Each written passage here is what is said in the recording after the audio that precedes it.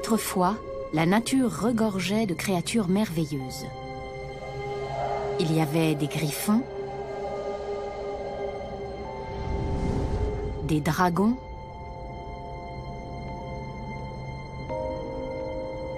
des licornes, des êtres mi-hommes, mi-bêtes. Mais les créatures les plus étranges de toutes étaient les plantes mangeuses d'hommes. Au XIXe siècle, on aurait découvert un arbre mangeur d'hommes dans la jungle malgache, ainsi qu'un autre en Amérique centrale et du Sud, dénommé Yateveo, en espagnol « je te vois ». Ces arbres auraient été dotés de tentacules qui, tels de grands serpents verts, se seraient resserrés sur leur proie avec la ténacité sauvage des anacondas. Ces arbres mangeurs d'hommes se sont révélés être de pures inventions occidentales. Néanmoins, comme toutes les bonnes histoires, elles renfermaient une part de vérité. Lorsque les naturalistes de l'époque explorent les versants du mont Kinabalu, sur l'île de Bornéo, ils observent une chose étrange: de gigantesques plantes en forme d'urne. Et à l'intérieur de l'une d'elles, ils découvrent le cadavre partiellement digéré d'un rat. Cette découverte fait sensation et inspire tout particulièrement le plus grand naturaliste de l'époque victorienne, Charles Darwin. Il conduit un certain nombre d'expériences qui révèlent que de nombreuses espèces de plantes sont carnivores. Elles attrapent des insectes et les digèrent. Et pour attirer leurs victimes dans leur piège fatal, elles utilisent d'incroyables astuces.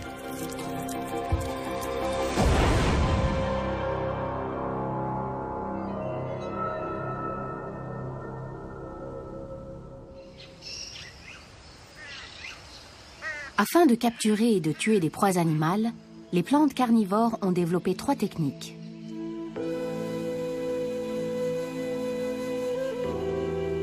L'une d'elles est la technique du papier tue-mouche. La plante sécrète une substance gluante, le mucilage, à laquelle les insectes restent collés.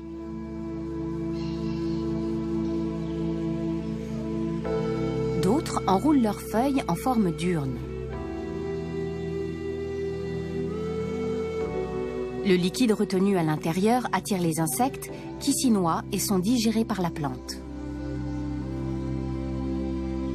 Certaines de ces plantes ont développé des formes et des motifs d'une grande complexité.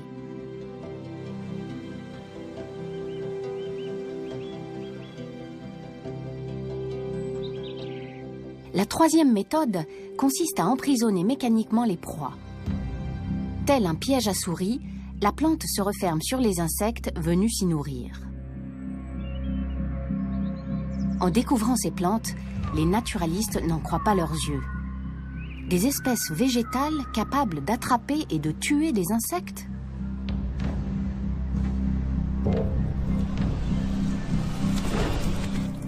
Un spécimen est envoyé au plus célèbre botaniste de l'époque, le Suédois Carl von Linné. Mais celui-ci décrète que l'idée qu'il existe des plantes carnivores est une abomination qui contredit l'ordre établi par Dieu, un véritable blasphème.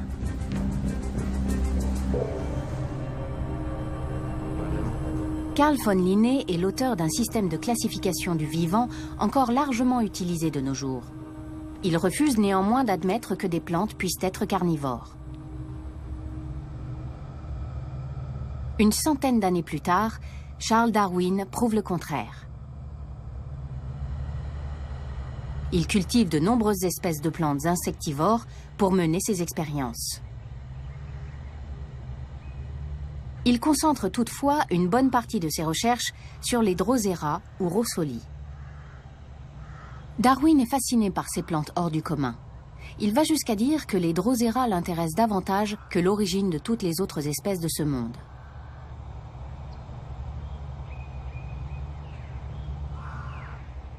Le Drosera appartient à ce type de plante auquel les insectes restent collés comme sur du papier tue-mouche. Drosera vient du grec droseros, qui signifie couvert de rosée, et rossolis, du latin ros solis, la rosée du soleil. Ces deux appellations font référence aux gouttelettes sécrétées par les poils mobiles, dont sont recouvertes les feuilles de la plante. Attirés par ces gouttelettes, les insectes se retrouvent englués. On a longtemps cru que c'était un hasard, mais Darwin démontre que l'intention de tuer est bien là. Ces découvertes le fascinent et l'inquiètent. Il dépose différentes substances sur les feuilles. Du lait, de la viande, du papier, des cailloux et même une goutte d'urine. Puis il observe la réaction.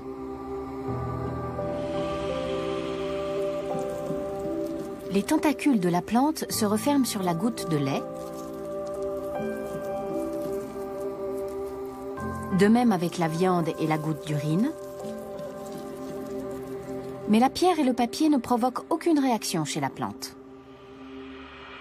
Darwin constate que le Drosera réagit à toutes les substances qui contiennent de l'azote. Il découvre également qu'il peut absorber les substances nutritives par les feuilles. Cette plante est effectivement carnivore, ni plus ni moins qu'un animal. Mais pourquoi certains végétaux sont-ils devenus carnivores? La plupart vivent dans des habitats comme celui-ci, des zones marécageuses où le sol est pauvre en substances nutritives et contient peu d'azote. Les meilleures sources d'azote crapahutent ici sur 6 pattes. Il suffit donc à la plante d'attraper des insectes pour se nourrir plus que suffisamment.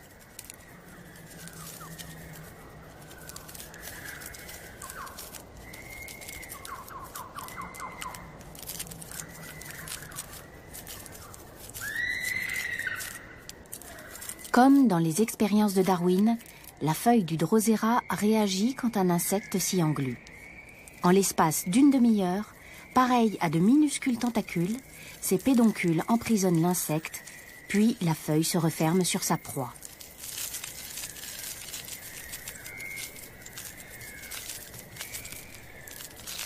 L'animal est ainsi pressé contre les glandes qui sécrètent des enzymes digestives permettant à la plante de digérer l'insecte.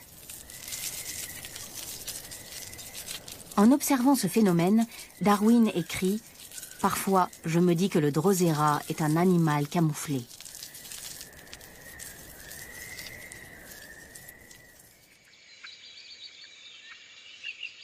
Dans les marais de Floride, les plantes rivalisent avec les prédateurs du règne animal. Par endroits, le sol est entièrement couvert de Drosera.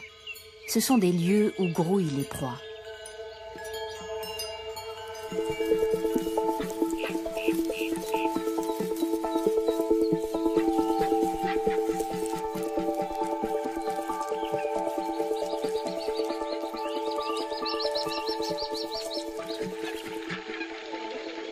Néanmoins, les Drosera ont de la concurrence. Ceci est une araignée loup. L'araignée loup tisse sa toile sur la litière forestière. Quand quelque chose remue sur la toile, les vibrations avertissent l'araignée.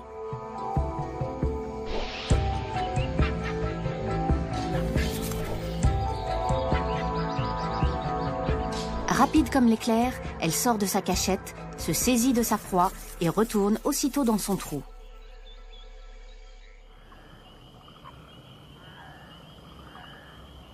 Quand les proies se font rares, les araignées loups construisent de plus grandes toiles et les Drosera ont moins à manger.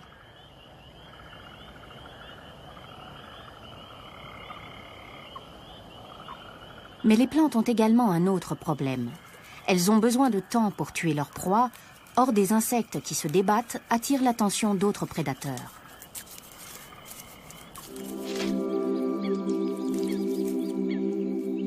Le piège à mucilage fonctionne tellement bien que d'autres espèces végétales l'ont adopté. Ces plantes sont des Rhoridula gorgonia. On ne les trouve qu'en de rares endroits d'Afrique du Sud. Comme celles du Drosera, leurs feuilles sont couvertes de poils terminés par une glande qui produit une sorte de glu, mais cette fois, il s'agit de sécrétions résineuses. Ces gouttelettes de résine, nettement plus collantes, permettent à la plante de capturer des insectes bien plus gros et plus forts. Mais les feuilles du Rhoridula ne sont pas équipées de glandes digestives. Alors, que faire de ces proies? La plante a besoin d'aide, notamment de celle d'une punaise appelée Pameridea rhoridulae qui vit en symbiose avec elle. Son corps est recouvert d'une substance anti-adhésive qui lui permet de se déplacer sur la plante sans s'y engluer.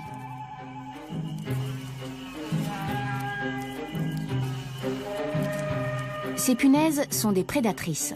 Elles sont des centaines sur une même plante, assez pour dévorer tous les insectes capturés par le Rhoridula.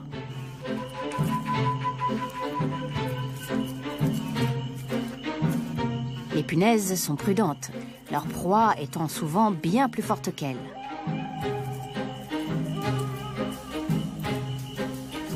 Celle-ci vient régulièrement contrôler l'état d'épuisement de cette mouche. Elle la picote ainsi pendant une dizaine de minutes.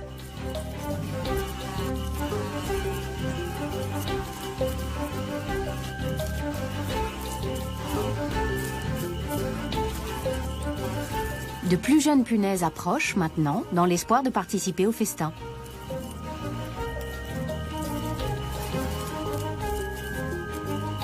D'abord, elles se battent entre elles.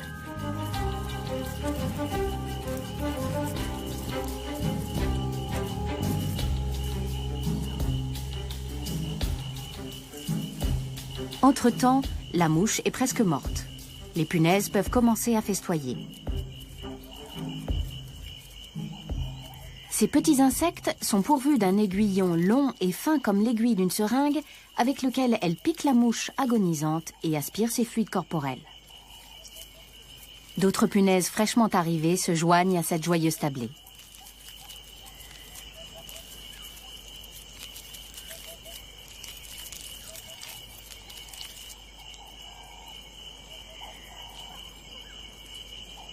Après le repas, les insectes excrètent des déchets qui servent ensuite d'engrais à la plante. Ce sont ces précieuses déjections qui sont absorbées par les tissus végétaux.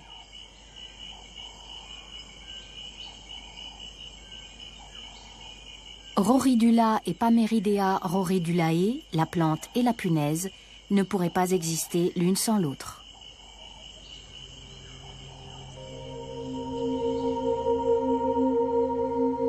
Cette sorte de rosée gluante se révèle donc très efficace pour approvisionner les plantes en substances nutritives.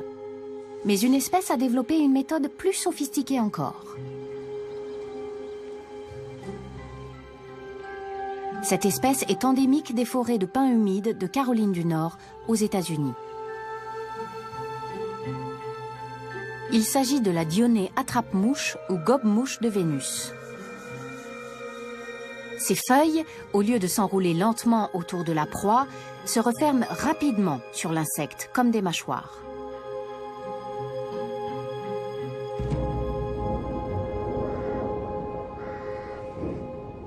Darwin se fait envoyer des spécimens et les cultive dans sa serre afin de les étudier de près.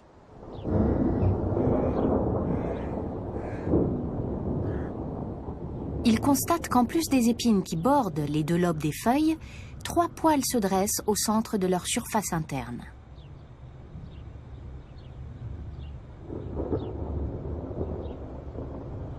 Il suppose que ces poils provoquent la fermeture des mâchoires.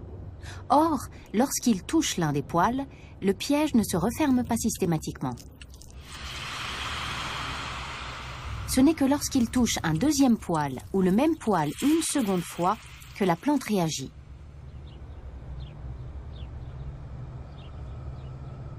Il y a une bonne raison à cela. Refermer le piège demande beaucoup d'énergie à la plante. Dans son habitat naturel, il pleut souvent et beaucoup. La Dionée doit donc éviter de se refermer à chaque goutte d'eau qu'elle reçoit.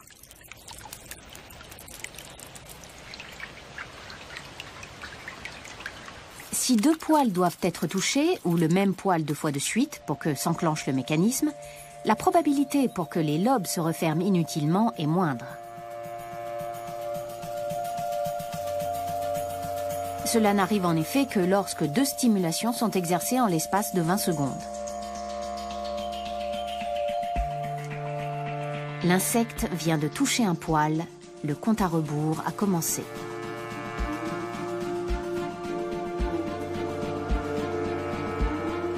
Un deuxième contact et le piège se referme sur lui. Les insectes réagissent rapidement, mais le gobe-mouche de Vénus est plus rapide encore. Sa mâchoire se referme en une fraction de seconde. Pour pouvoir en observer le mécanisme, l'image est ici ralentie 80 fois.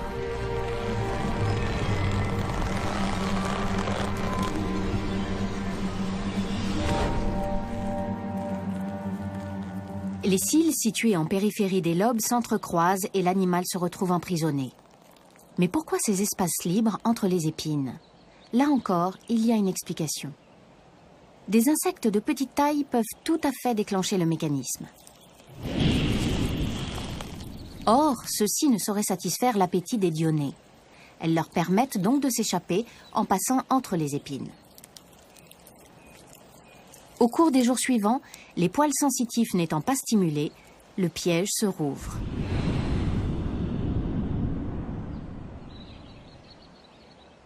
Les insectes de taille plus importante sont en revanche définitivement enfermés.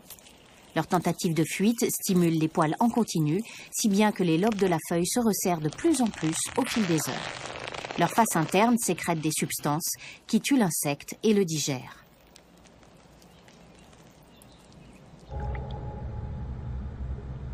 Darwin prouve donc que le Drosera et la dionée sont de véritables carnivores. Mais nous avons dit que les plantes employaient 3 techniques pour piéger les insectes.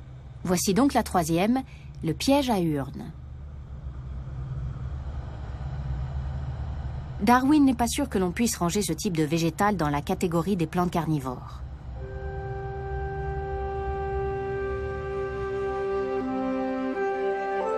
Nous savons aujourd'hui que c'est au sein de cette famille de plantes que l'on trouve les pièges les plus élaborés.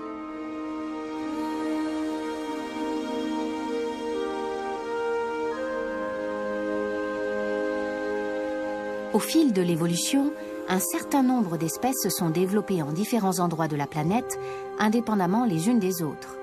En Amérique, en Australie et en Asie du Sud-Est.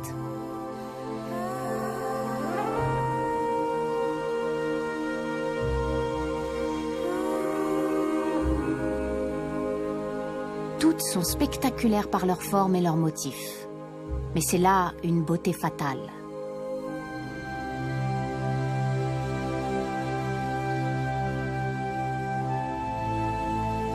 De fait, elles sont un mécanisme implacable destiné à attirer les insectes et à les mettre à mort. Ces structures complexes semblent si parfaites à Darwin qu'il en vient à douter qu'elles puissent résulter du processus de sélection naturelle. Mais les forêts marécageuses des régions tropicales d'Amérique nous fournissent une explication.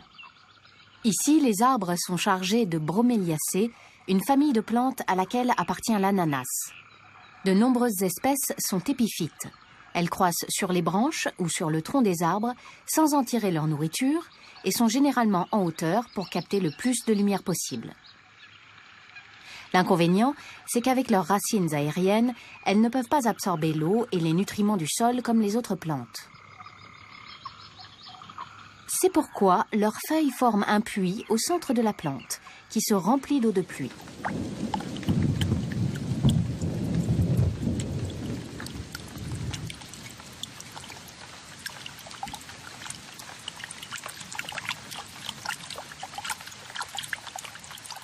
Ce puits accueille aussi les feuilles tombées des arbres environnants, si bien que la plante a quantité de substances nutritives à disposition dans son réservoir privé.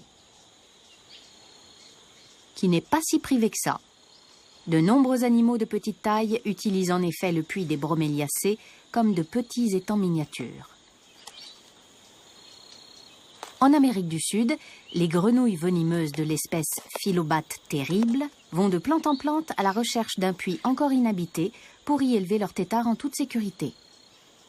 À partir de ce principe relativement simple, se sont développés les pièges les plus élaborés.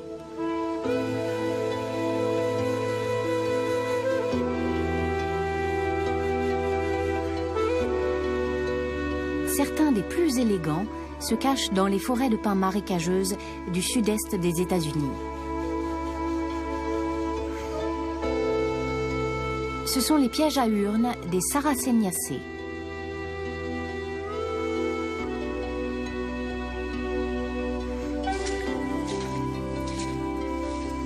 Stuart McPherson, chercheur en biologie, a découvert de nombreuses nouvelles espèces de plantes à urnes. Il a exploré les marécages américains pour dénicher les espèces les plus spectaculaires. Celles-ci appartiennent à la famille des Sarracenies nord-américaines. Elles forment de longs tubes aux bords recourbés et attirent les insectes en produisant un nectar sucré. En essayant d'atteindre ce nectar, les insectes glissent à l'intérieur et tombent tout au fond du tube, d'où ils ne peuvent plus ressortir. Ils finissent par y mourir. La plante sécrète alors des enzymes et des acides sous l'effet desquels l'animal piégé se décompose. Il s'agit là d'une espèce appelée Sarracenia flava, généralement de couleur jaunâtre, mais qui peut prendre des teintes diverses et variées. Cette espèce comporte d'innombrables variantes. Chaque population est différente, ou presque. En voici une qui est rouge avec une coiffe jaune veinée de rouge. Ce sont ces couleurs vives qui attirent les insectes. Et j'en vois une autre variété là-bas. Celle-ci, à quelques mètres seulement de l'autre, est rouge sang et se démarque vraiment de tout ce qui l'entoure. Son piège mortel n'en est que plus attirant. Il y a 8 espèces de Sarracenies. La plupart poussent dans les régions chaudes et humides du sud-est des États-Unis.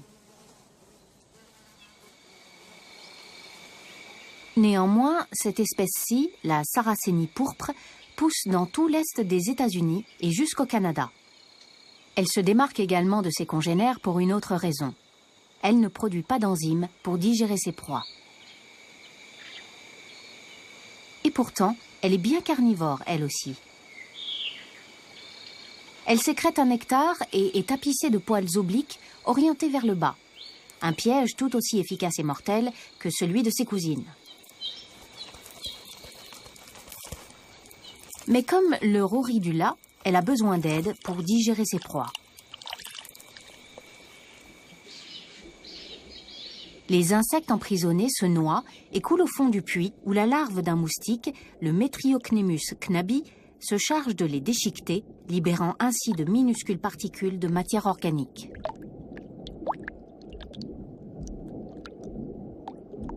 D'autres larves de moustiques, celles du Wiumia, flottent au-dessus des larves de Metriocnemus.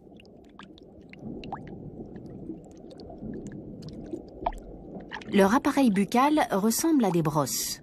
En s'agitant, elles produisent des courants qui font affluer les particules dans leur direction et leur permettent de les absorber.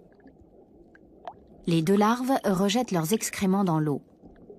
Ceux-ci regorgent de nutriments que la plante peut alors absorber. La Sarracenie pourpre est un habitat unique, le seul où l'on trouve ces larves de moustiques.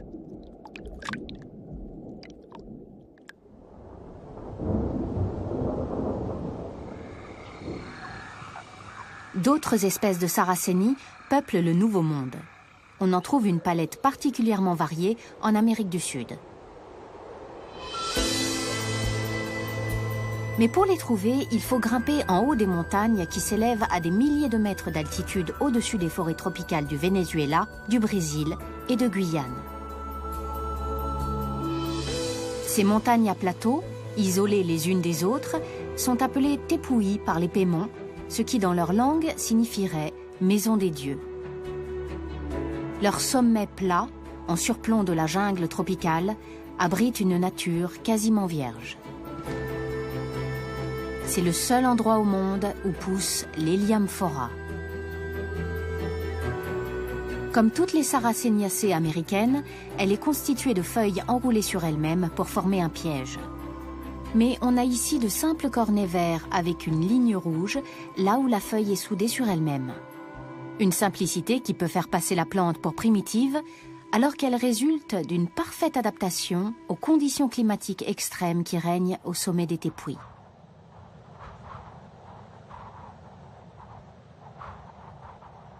Les parois abruptes de la montagne entraînent vers le haut l'humidité de la forêt tropicale située en contrebas et provoquent des pluies diluviennes.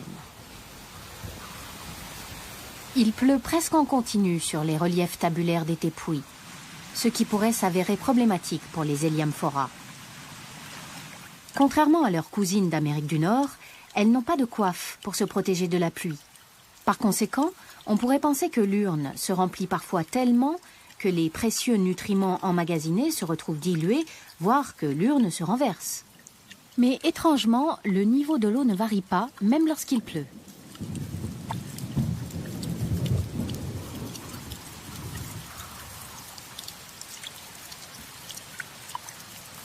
En effet, la feuille n'est pas parfaitement soudée sur elle-même.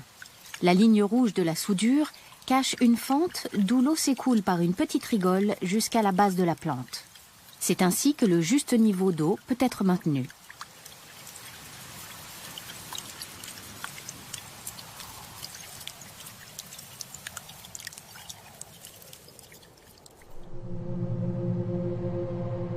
Un autre genre de Sarraceniaceae prospère en Amérique. Ces plantes-là vivent dans les montagnes de Californie et de l'Oregon, où elles peuvent atteindre quasiment 1 mètre. Il s'agit de la Darlingtonia californica ou plante cobra. L'entrée de l'acidie, l'organe en forme d'urne, est discrète, cachée sous une sorte de coiffe bulbeuse dont la partie supérieure est tachetée de blanc. Ces taches sont autant de petites fenêtres translucides à travers lesquelles les insectes peuvent voir le monde extérieur. Mais la plante ne leur fait miroiter la liberté que pour mieux les prendre au piège. Cette mouche n'a pas pu résister à la tentation, attirée par l'odeur du nectar.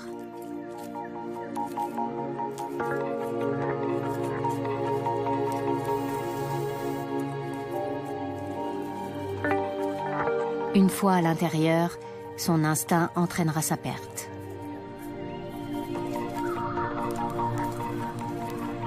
Après avoir mangé tout son sou, elle tente de sortir en se dirigeant vers la lumière, mais elle ne fait que foncer dans les fenêtres de la plante, se heurtant à une paroi glissante où elle perd bientôt pied et, épuisée, tombe au fond du piège.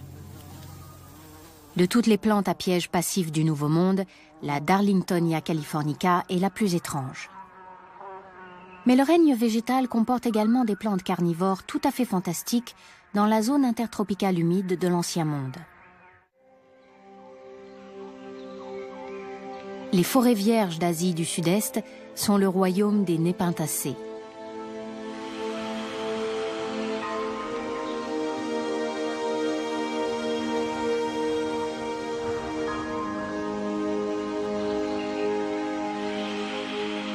Ce sont pour la plupart des plantes grimpantes, dont les tiges, qui peuvent atteindre plusieurs dizaines de mètres, se faufilent à travers les branchages.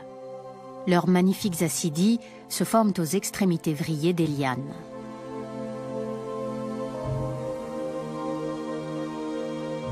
Il y a environ 130 espèces connues de Nepenthes, de formes et de couleurs incroyablement variées.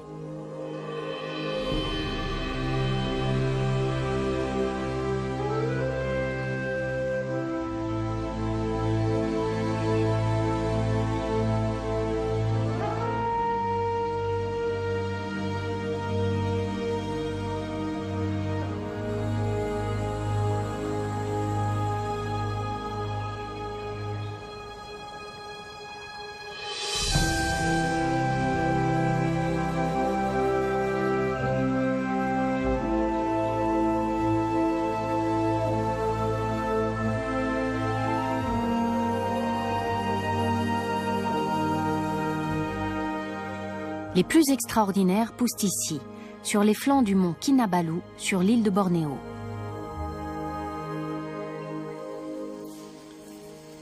Stuart McPherson connaît bien cette montagne pour l'avoir explorée de fond en comble à la recherche de nouvelles espèces de plantes carnivores.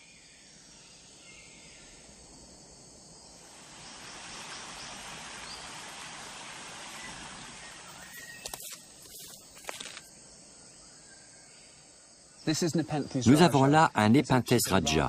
Celui-ci est encore jeune. De toutes les plantes à piège passif, c'est l'espèce qui possède la plus grande urne.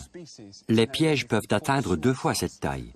Nous n'en avons repéré à ce jour que dans 4 zones très réduites où l'on en recense entre 300 et 500 spécimens. Leur population totale est donc d'environ 2000 plantes en tout et pour tout sur la planète. Comme leurs parentes nord-américaines, elles ont développé une structure très élaborée destinée à piéger et à digérer les insectes. Mais ces dernières années, les botanistes se sont rendus compte que les Nepenthes n'étaient pas uniquement des prédateurs.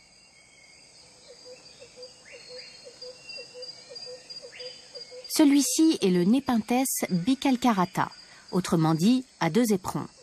Il tire son nom de ces 2 nectaires géants situés sous l'opercule. Aussi mortel que des crocs de serpent, il sécrète un suc qui attire les insectes, mais sont si glissants que les pauvres bêtes ne tardent pas à tomber et atterrissent directement dans les sucs digestifs de la plante. Mais il y a aussi des insectes qui vivent à l'intérieur de l'acidie, une certaine espèce de fourmi. Celles-ci parviennent à descendre le long des parois glissantes de l'intérieur de l'urne et même à nager dans le liquide qu'elle contient pour y prendre de la nourriture.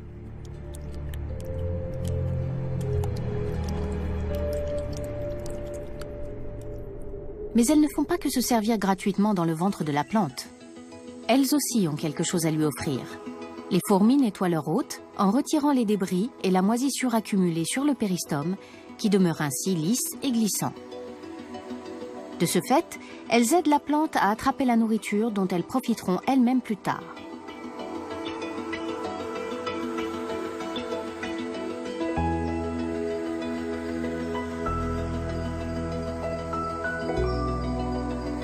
Le Nepenthes sert également de refuge aux fourmis qui creusent une ouverture dans un renflement de la liane et peuvent ainsi y faire leur nid.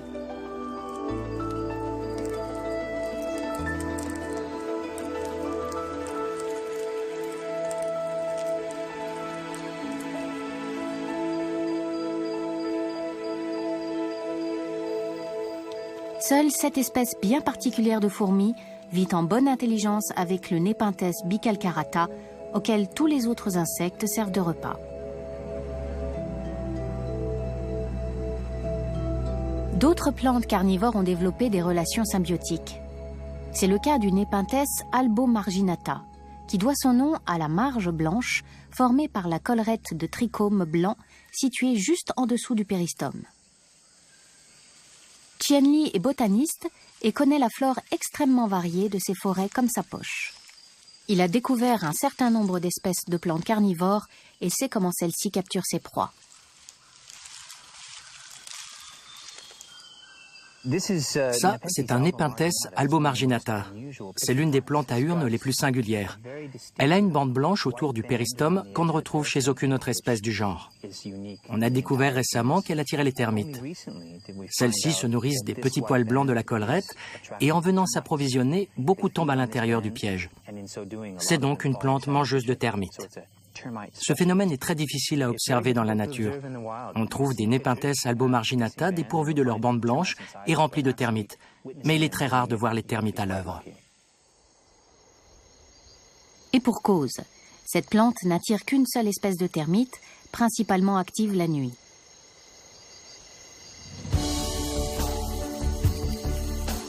Dans l'obscurité, elles sortent par millions de leurs termitières et forment des colonnes interminables à travers la forêt. Quand une éclaireuse localise un Nepenthes albomarginata, elle recrute d'autres ouvrières et se hisse avec elle jusqu'en haut de l'acidie.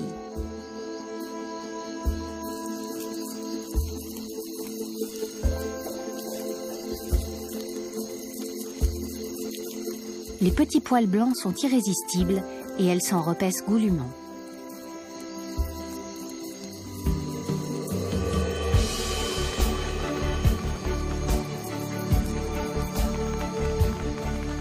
Bientôt, elles sont rejointes par d'autres, puis d'autres encore, et cette affluence est fatale à nombre d'entre elles qui, dans la bousculade, se retrouvent sur les rebords glissants de l'urne, et ce qui doit arriver se produit.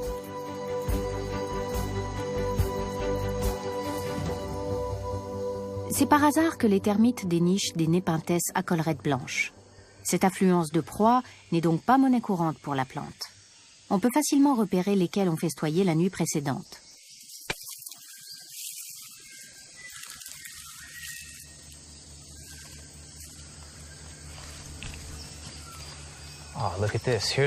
Regardez, en voici une qui n'a plus sa collerette. On peut être sûr qu'elle est pleine de termites. Jetons un œil. Vous voyez, il y a des centaines de termites noyées à l'intérieur de la feuille. Elles ont déjà été partiellement digérées. C'est un sacré festin.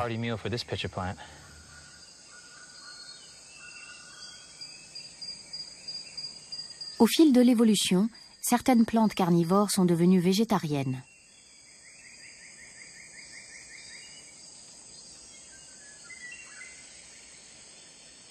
Le Nepenthes ampullaria a la forme d'une cruche. Avec son opercule minuscule recourbé vers l'arrière, l'urne est exposée à tout ce qui tombe de la canopée.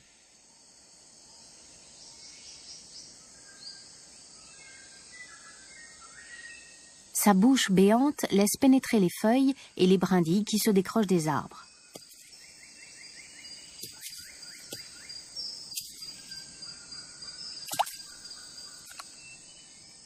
À l'intérieur de la cruche, divers petits arthropodes se chargent de manger les feuilles et excrètent des nutriments dont la plante se nourrit.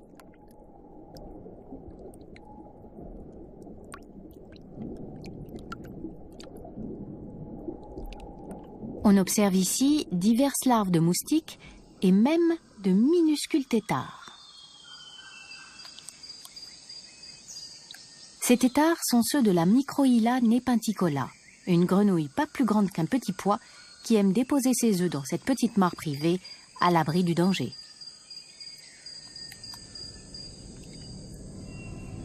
Mais l'urne du Nepenthes ampullaria n'est pas totalement dépourvue de danger. Cette larve appartient au genre des toxorynchites ou moustiques éléphants et il s'agit là d'un dangereux prédateur qui dévore les larves d'autres moustiques.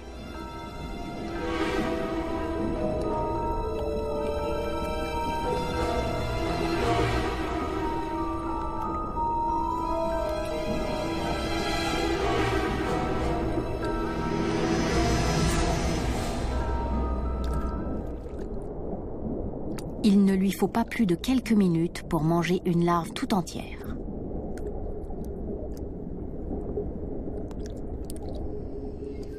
Un véritable écosystème miniature s'est mis en place à l'intérieur de cette drôle de feuille ventrue. Les Nepenthes ne font donc pas que manger des insectes. Ils ont créé toutes sortes de liens symbiotiques complexes avec divers animaux. Le plus extraordinaire vient à peine d'être découvert. Alors qu'il faisait des recherches dans la forêt tropicale du mont Kinabalu, Tien Li a observé que la plus grande des plantes à urnes, le Nepenthes raja, recevait des visiteurs inhabituels.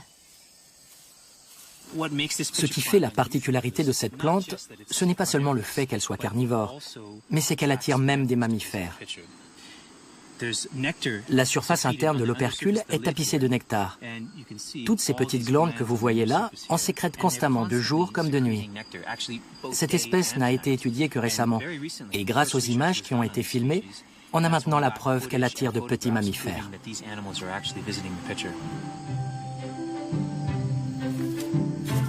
L'animal observé par Tien Li est un petit Tupaya montana. Il prend appui sur le rebord de l'urne pour lécher le nectar qui recouvre l'intérieur du couvercle. Ces petits mammifères savent où se trouvent tous les Nepenthes de ce type sur leur territoire et leur rendent visite à tous, les uns après les autres. Mais quels bénéfices en tirent les plantes? En venant s'y nourrir, les Tupayas urinent et défèquent dans l'acidie et complètent ainsi l'apport en nutriments de la plante.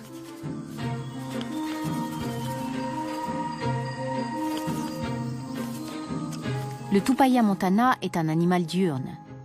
Mais le Nepenthes raja est également approvisionné en engrais la nuit, car il continue à produire du nectar après le coucher du soleil.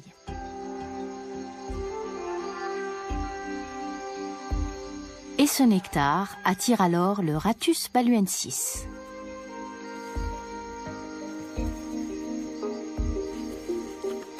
Comme le Tupaya montana, ce rat monte sur les rebords de la Sidi pour lécher les sécrétions produites par l'opercule et laisse tomber ses excréments dans l'urne.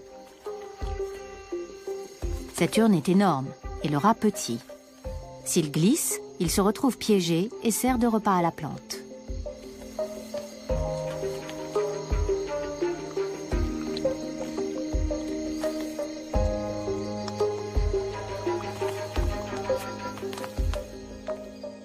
Toutefois, selon Stuart McPherson, il s'agit là d'un simple accident.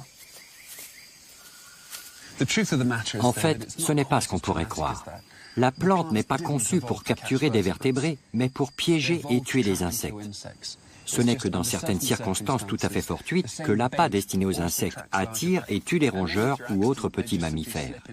Et ceux-ci ne tombent que rarement dans l'urne et ne restent coincés que dans les plus grosses dont ils n'arrivent pas à escalader les parois. Alors, ils se noient et sont finalement digérés par la plante. On retrouve parfois des squelettes à l'intérieur des urnes. Découvrir un rat mort à l'intérieur d'un épinthes est relativement rare. Lorsque c'est arrivé pour la première fois sur les flancs du mont Kinabalu, la nouvelle a fait sensation.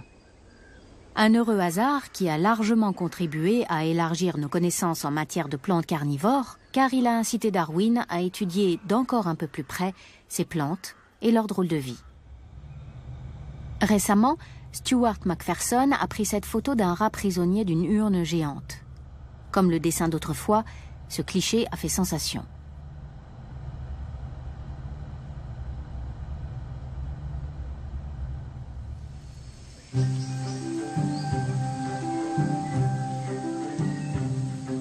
Ces plantes étranges nous fascinent toujours autant, et les montagnes de Bornéo nous réservent probablement encore bien des surprises.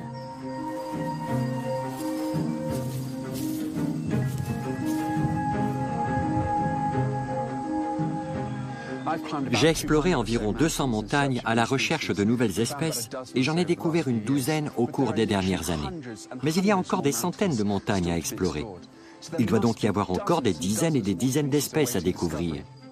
Nous commençons seulement à comprendre les relations incroyablement complexes qui existent entre les plantes et les animaux et autres organismes. Il faut donc s'attendre à faire encore de fabuleuses découvertes.